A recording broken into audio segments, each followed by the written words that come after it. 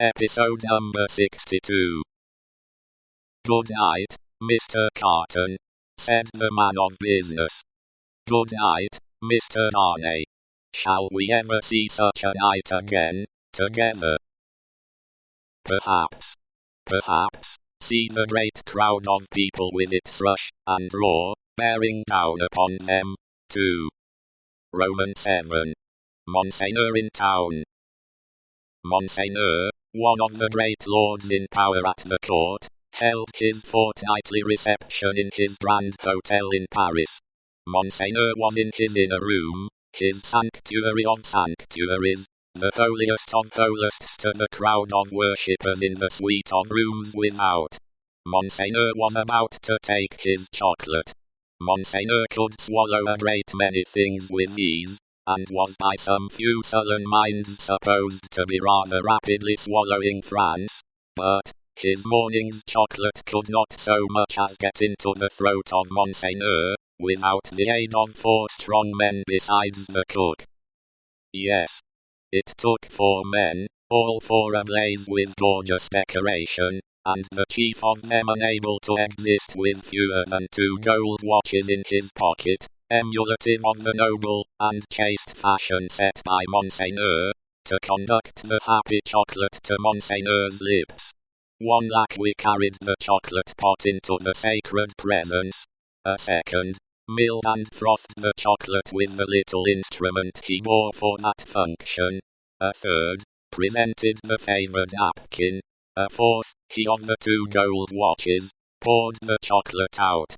It was impossible for Monseigneur to dispense with one of these attendants on the chocolate, and hold his high place under the admiring heavens.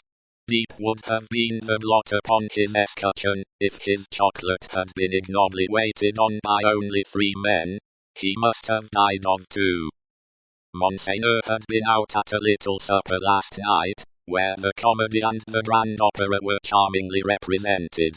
Monseigneur was out at a little supper most nights, with fascinating company.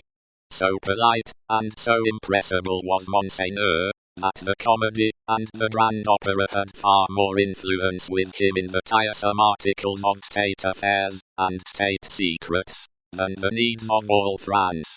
A happy circumstance for France, as the like always is for all countries similarly favoured! Always was for England, by way of example, in the regretted days of the merry Stuart, who sold it. Monseigneur had one truly noble idea of general public business, which was, to let everything go on in its own way. Of particular public business, Monseigneur had the other truly noble idea that it must all go his way, tend to his own power and pocket. Of his pleasures, general and particular, Monseigneur had the other truly noble idea, that the world was made for them. The text of his order, altered from the original by only a pronoun, which is not much, ran: "The earth, and the fullness thereof are mine, saith Monseigneur."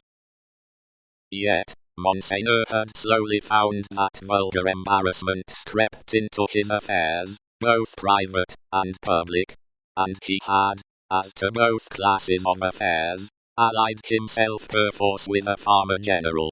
As to finances public, because Monseigneur could not make anything at all of them, and must consequently let them out to somebody who could. As to finances private, because farmer generals were rich, and Monseigneur, after generations of great luxury and expense, was growing poor. Hence Monseigneur had taken his sister from a convent, while there was yet time to ward off the impending veil, the cheapest garment she could wear, and had bestowed her as a prize upon a very rich farmer general, poor in family.